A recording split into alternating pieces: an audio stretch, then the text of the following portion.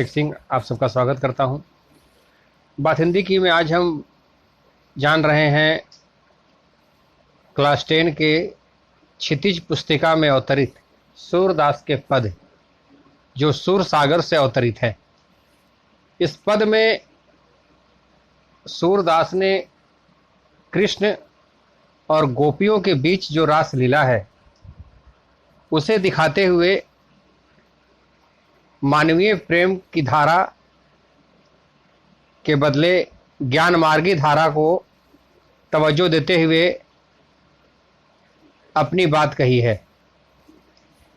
इस पंक्तियों में के माध्यम से वो कहते हैं कि जब कृष्ण मथुरा चले गए तो वहाँ से उन्होंने अपने परम मित्र उद्धव के द्वारा संदेश भिजवाया।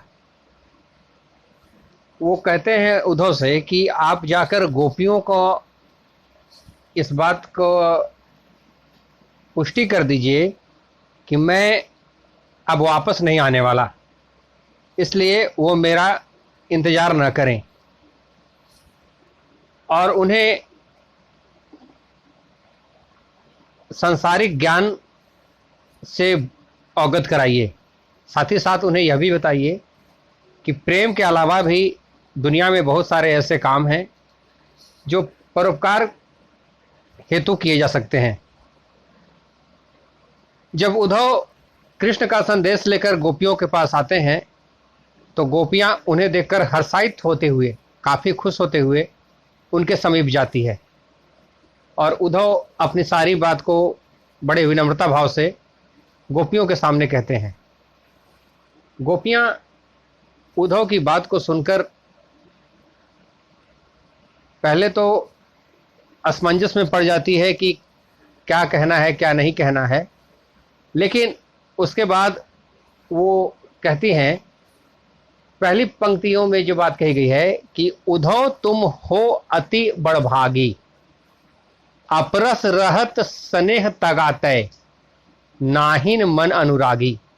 कहते हैं कि उद्धव आप बहुत भाग्यवान हैं, आप बहुत भाग्यशाली हैं।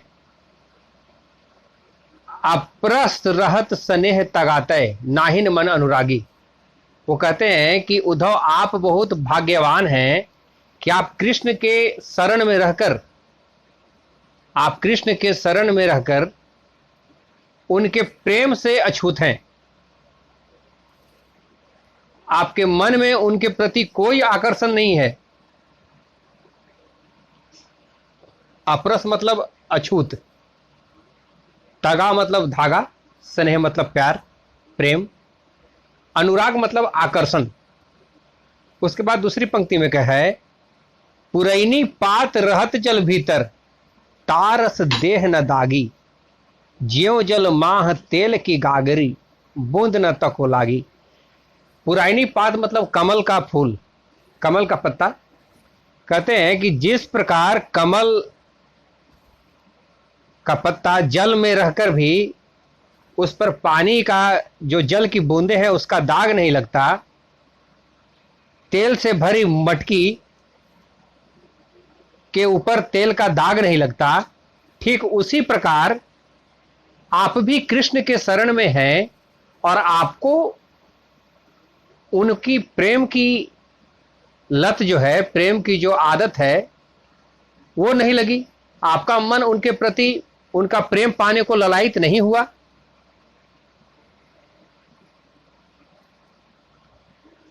आप बहुत भाग्यशाली हैं। उसके बाद कहते हैं कि प्रीते नदी में पाऊं न बोधी, दृष्टि न रूपरागी, सूरदास अपला नाम भरो, गुड़ चोटी जो पागी। कहते हैं कि सूरदास अबला हम भोरी, गुड़ चोटी जो पागी। मतलब है कि हम गोपियां कृष्ण के प्यार के लिए, कृष्ण के प्रेम के लिए तड़प तड़प कर विरह की वेदना में जल रहे हैं। हमें उनकी जो विरह है वो काफी सताती है। हम उनके इंतजार में हर दिन राह तकते रहते हैं कि हमारे कान्हा आएंगे। उनके प्रेम रूपी नदियों में मछली की भांति हम विचरण करते रहते हैं।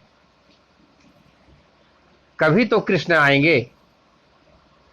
और आप हमें इस तरह का संदेश देकर क्या साबित करना चाहते हैं? ये बात और है, सूरदास कहते हैं कि गोपियां कहती हैं कि ये बात और है कि हम अबला हैं, हम भोली हैं। अबला का मतलब है यहां पर कि मेरे बस में कुछ नहीं है। हम चाह कर भी कृष्ण की वेदना को अपने आप से अलग नहीं कर सकते। हम बहुत प्रयास करते हैं कि कृष्ण की विरह की बातें याद ना आए। कृष्ण की जो विरह है, कृष्ण से जो जुदाई होने का जो दर्द है, हम नहीं चाहते हैं कि वो बातें मेरे दिमाग में आए, लेकिन वो अक्सर मेरे दिमाग में आ ही जाती है। इसलिए हम भोली हैं, हम अबला हैं।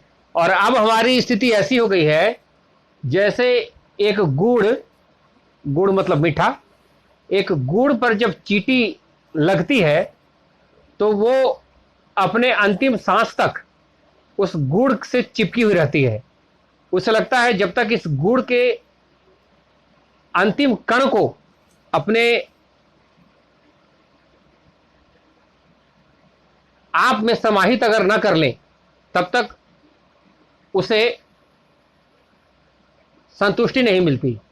ठीक उसी प्रकार हम भी हैं। आप हमें ज्ञान की बातें बताकर इस तरह से कृष्ण के प्रेम को, कृष्ण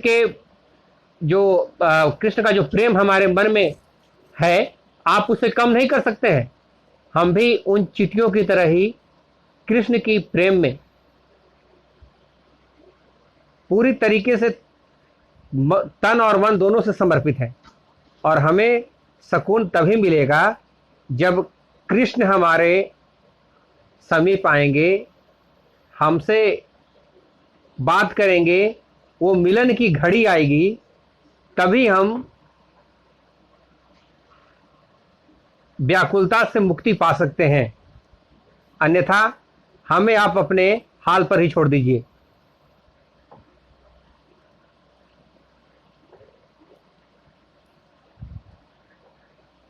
सूरदास इसमें ब्रिज भाषा का प्रयोग करते हुए एक कुछ महत्वपूर्ण शब्द है इसमें जो जिस पे ध्यान देना आवश्यक है। परागी का मतलब फूल, अबला मतलब कमजोर,